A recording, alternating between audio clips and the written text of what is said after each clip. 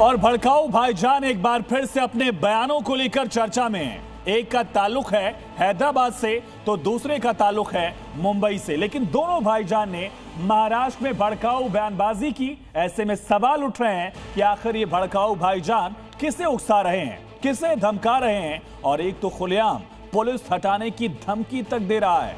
इस रिपोर्ट में देखिए, समझिए। बताओ सर, क्या खबर है? मसूद अजहर का एक video audio to be specific viral हो रहा है। जिहाद फी सबिलिल्लाह यही चल रहा है फिर से, कुछ ऐसा ही।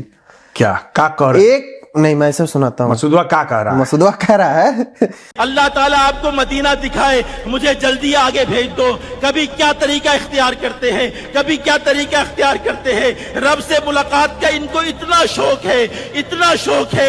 ये एक नहीं है, ये दो नहीं है, ये 100 नहीं है, ये 300 नहीं है, ये 1000 नहीं है। तादाद बता दूं तो कल दुनिया के मीडिया पर शोर मच जाएगा। ये चलेंगे इंशाअल्लाह, ये जाएंगे इंशाअल्लाह, इनका रब इनको कबूल करेगा इंशाअल्लाह। इसलिए कि हमारे रब ने हजरत मोहम्मद सल्लल्लाहु अलैहि वसल्लम की इस उम्मत के साथ बड़ा लाड फरमाया है। ठीक साथियों, सुन लिया। अब वो बात सुसाइड बॉम्बर की कर रहा है कि एक नहीं, दो नहीं, 100 नहीं, इतने नहीं, हजारों उठेंगे, चलेंगे, मरने का शौक है, परवरदिगार से मिलने का शौक है।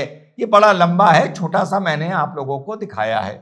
जाहिर सी बात है, वो बात इस टाइम कौन उठेगा, कौन चलेगा, सुसाइड बॉम्बर उठेगा, हिंदुस्तान की तरफ चलेगा, यही बोल रहा है। इसको आप एक साइकोलॉजिकल वॉरफेयर भी बोल सकते हैं कि कहीं ना कहीं हिंदुस्तान में मेरी आवाज पहुंच जाए और हिंदुस्तान से कोई लोन वुल्फ या कोई 2, 4, 5 का एक समूह खड़ा हो जाए और मेरी बात सच हो जाए।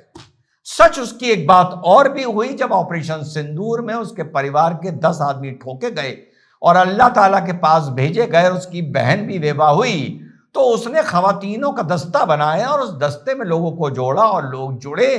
लखनऊ की डॉक्टर शाहीन जुड़ी और क्या हुआ दिल्ली में, ये आप लोगों को सबको पता है। तो साहब, इनका काम ये गंदगी मचाना है और ये गंदगी मचाने से आप इनको नहीं रोक सकते। और जहां आप चूकेंगे, और आप चूकेंगे, ये भी बता दूं, जहां आप चूकेंगे नहीं, आप चूकेंगे, जहां आप चूकेंगे वहां ये अपने मंसूबों में कामयाब हो जाएंगे। तो इनकी आपने इसकी बात सुन ली। अब थोड़ा सा सुनते हैं कि महाराष्ट्र में म्युनिसिपैलिटी का चुनाव चल रहा है, म्युनिसिपल का, पार्षदों का चुनाव चल रहा है। ठीक सुनिए चार मीनारा का सांसद क्या बोल रहा है और साथ में थोड़ा सा वो सुन लीजिए कि अबू आजम क्या बोल रहा है। तारीख को पढ़ो, तारीख को पढ़ो। आज जो लोग जुल्म कर रहे हैं, जबर कर रहे हैं, कल ये मिट जाएंगे सफ़े हस्ती से। नाम रहेगा तो अल्लाह का रहेगा, नाम रहेगा तो हमारा रहेगा और होगा इंशाअल्लाह ताला। एक मंत्री है, नेपाली दिखता है, टिंगरा सा है, अरे बोलता है कि मस्जिद में घुस के मुसलमानों को मारूंगा। क्या मारेगा तू?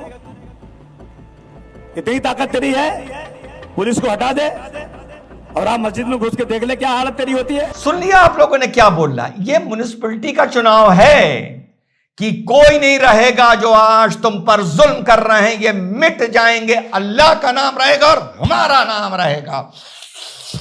और नीचे से तालियां बज रही हैं, जुल्म करने वालों को मिटा दिया जाएगा। तुम सिर्फ अल्लाह से डरो और किसी से ना डरो। और खुद 4 कमांडो लेकर साथ घूमता रहता है। और एक बार गोली चली थी टायर पर तो कह रहा था सरकार से मुझे बुलेट प्रूफ गाड़ी दे दो। अरे या तू अल्लाह से डर ले, अगर अल्लाह से डर रहा है तो बुलेट प्रूफ गाड़ी क्यों मांगता है मेरे भाई। इसका आपने सुन लिया और अबू आजिम का सुन लिया। अब आप लोगों से मेरा सवाल, मुश्किल सवाल है।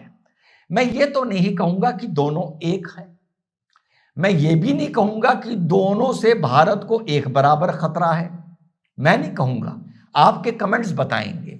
ऐसा साफ नजर नहीं आता कि मसूद अजहर कम से कम जो किताब खोले बैठा है अपने एजेंडे की या अपनी मुहिम की, वही किताब असदुद्दीन ओवैसी और ऐसे नेताओं ने खोल रखी है। वही किताब, कहने का तात्पर्य ये है, पन्ना अलग हो सकता है, एजेंडा चलिए मान लीजिए 19-20 हो सकता है, लेकिन जो मसूद अजहर उधर से बोल के यहां कराना चाह रहा है, जो हम लोगों ने दिल्ली में होते हुए देखा, उसी चीज को तो हवा में कितने दिन से बोल रहा हूं कि असदुद्दीन ओवैसी दे रहा है। अब जब एक मुसलमान आदमी, एक लड़का, मान लीजिए आसान भाषा में, वैसे तो माशाल्लाह डॉक्टरों ने से कोई कसर नहीं छोड़ी, डॉक्टर क्या क्या बन गए, ये तो बहुत बड़ी एक घटना थी, पर आसान बात समझाने के लिए चलिए समझ लेते हैं कि कोई हताश, परेशान, निराश, मान लो कोई मुस्लिम युवा हो, वो मसूद अजहर की भी बात सुने और ओवैसी की भी बात सुने, तो कहीं ना कहीं ये विस्फोटक एक कॉम्बिनेशन तो देश के लिए बनेगा ना। जो कुछ 10-50 होंगे जो सोचेंगे फिर आगे बढ़ जाएंगे, 10-50 होंगे जो सोचेंगे तो खबर मिल जाएगी तो वो जेलों में पहुंच जाएंगे, 1-2-4 ऐसे हो सकते हैं जो नुकसान पहुंचा देंगे। जब वो नुकसान पहुंचा देंगे तो मीडिया को टीआरपी मिल जाएगी और हम जैसे ब्रॉडकास्टर्स को और यूट्यूबर्स को 7 दिन का मसाला मिल जाएगा, जिसके बाद हमारे बैंक अकाउंट में डॉलर्स भी आ जाएंगे। बड़ी कड़वी बात बता रहा हूं आप लोगों से। और उसके बाद आप लोगों ने डोवाल साहब को भी सुना। डोवाल साहब की लंबी स्पीच थी तो मैं उसका हिस्सा सुनाऊंगा नहीं, पर उनकी जो बात आपको लगी, उन्होंने कहा कि अगर हम इस तरह से चीज भूल गए, हमारे युवाओं को नहीं भूलना चाहिए, देश की संस्कृति के साथ बहुत गलत हुआ है, सभ्यता को खंडित किया गया है, कोई उन्होंने गलत नहीं बोला। और जो लोग ये कह रहे हैं कि उन्होंने प्रतिशोध या बदला लेने की बात करी, वो फूटी कौड़ी के वो पूरी बात नहीं सुना रहे जो उन्होंने बोली। उन्होंने कहा हमारे देश को इतना नुकसान पहुंचाया गया, हमारी संस्कृति और सभ्यता को, और हमें इसका बदला लेना चाहिए भारत को विकसित करके और भारत को मजबूत करके। ये उनकी पूरी बात थी, पर दिखाया इस तरीके से जा रहा है कि डोवाल साहब मानो ये कह रहे थे कि आक्रांताओं को चाहने वाले या हीरो मानने वाले जो देश के मुसलमान हैं, चल के उनको मार दो।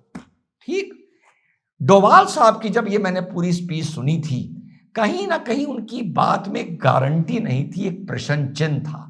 वो कह रहे थे अगर हम भूल गए, वो ये नहीं कह रहे थे कि इस देश का बहुसंख्यक जागरूक हो चुका है, और बहुसंख्यक क्यों बोलूं, इस देश का वतन परस्त जागृत हो चुका है, अवेयर हो चुका है, वो देश को मजबूत करना चाहता है, वो सब चीज को उसको सब याद है, अब वो ऐसी गलती नहीं करेगा। उनकी बात में अथॉरिटी नहीं थी।